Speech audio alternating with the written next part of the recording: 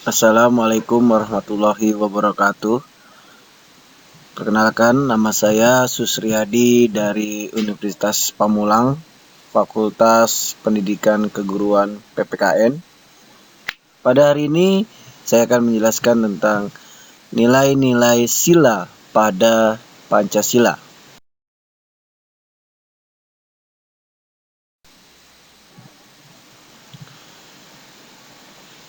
Inti sila-sila Pancasila yang pertama adalah sila ketuhanan yang Maha Esa. Sila ketuhanan yang Maha Esa ini nilai-nilainya meliputi dan menjiwai keempat sila lainnya. Dalam sila ini terkandung nilai bahwa negara yang didirikan adalah sebagai pengejawatan tujuan manusia sebagai makhluk Tuhan yang Maha Kuasa. Sila kedua yaitu yang berbunyi kemanusiaan yang adil dan beradab, mempunyai nilai bahwa negara harus menjunjung tinggi harkat dan martabat manusia sebagai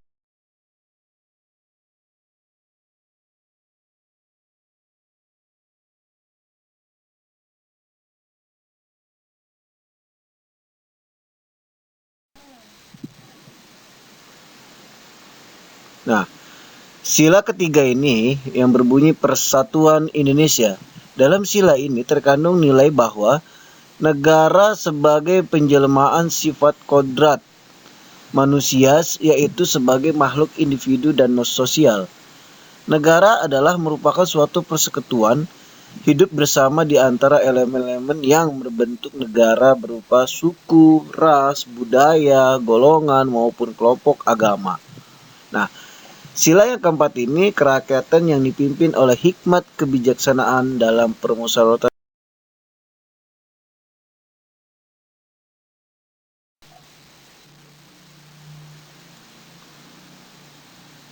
Dalam sila ini terkandung nilai-nilai yang merupakan tujuan negara sebagai tujuan dalam hidup bersama. Oleh karena itu, terkandung nilai keadilan yang harus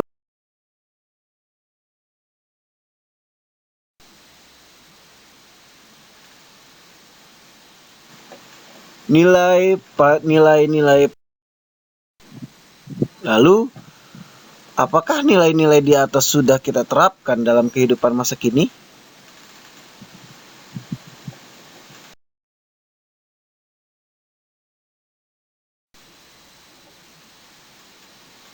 Nah, untuk menjawab itu semua, dalam masa sekarang ini, nilai dari 5 sila Pancasila bisa dibilang sudah mulai luntur akibat terkena globalisasi, terutama bagi para kaum muda.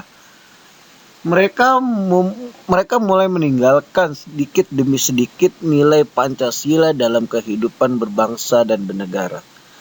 Tak hanya remaja, bahkan para pejabat negara pun demikian. Banyak para penjabat negara yang terlilit kasus korupsi. Itu sangat sudah tidak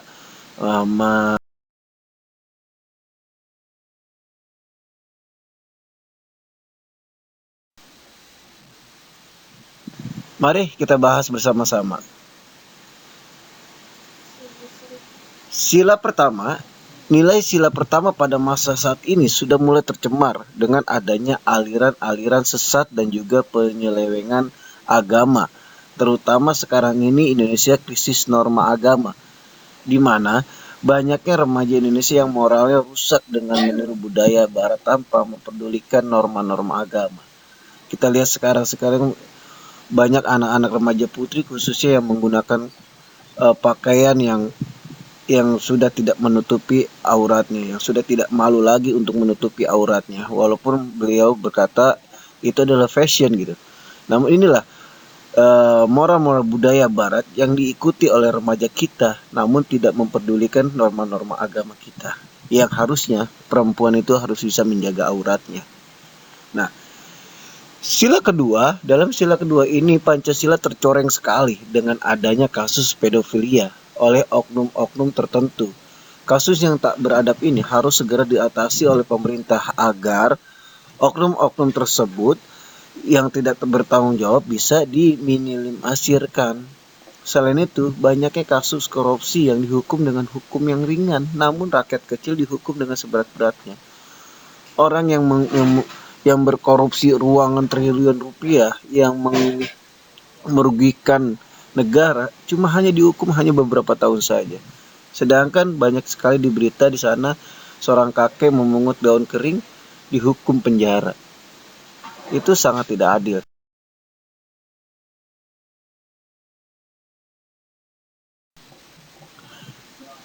Nah, dalam sila ketiga ini, ya, sila ketiga persatuan dan kesatuan Indonesia masih banyak. Banyak mahasiswa sebagai aktivis bersatu untuk memperjuangkan rakyat Indonesia, tetapi tetap saja di daerah tertentu masih ada saja terjadi perselisihan.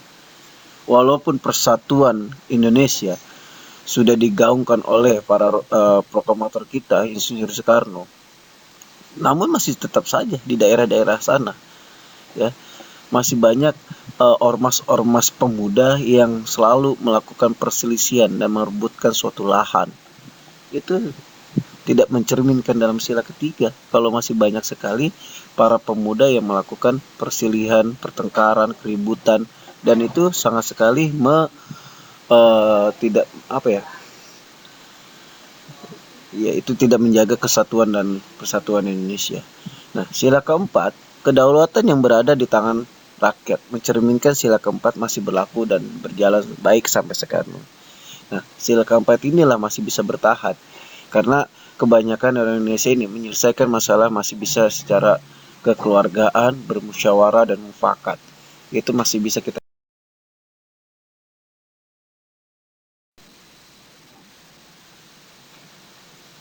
Nah, sila kelima, sila yang terakhir ini, di Indonesia masih ada kesenjangan sosial yang cukup sangat tinggi.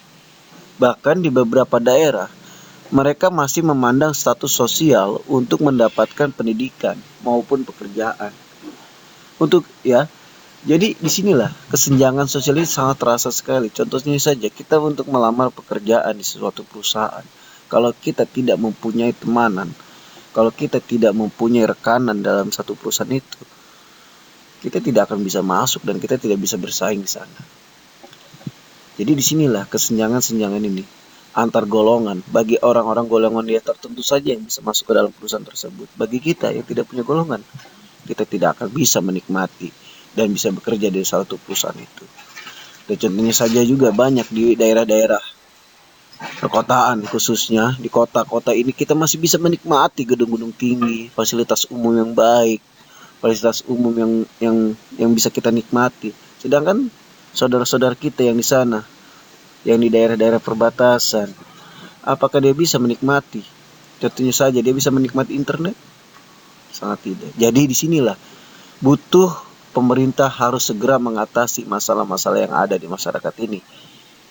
Jadi tagline saya adalah Indonesia masa kini, Pancasila masa gitu. Yuk kita rubah sama-sama. Semoga kita bisa menjaga Pancasila untuk masa datang yang akan lebih cerah daripada yang sekarang. Semangat perjuangan, semangat para pemuda untuk bisa mempelajari Pancasila, bahkan bukan hanya untuk dipelajari, namun bisa diimplementasikan dalam kehidupan yang nyata.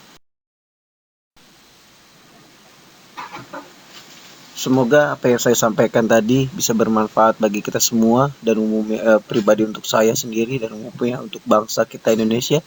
Semoga kita sadar betapa pentingnya Pancasila di kehidupan kita. Terima kasih. Wassalamualaikum warahmatullahi wabarakatuh.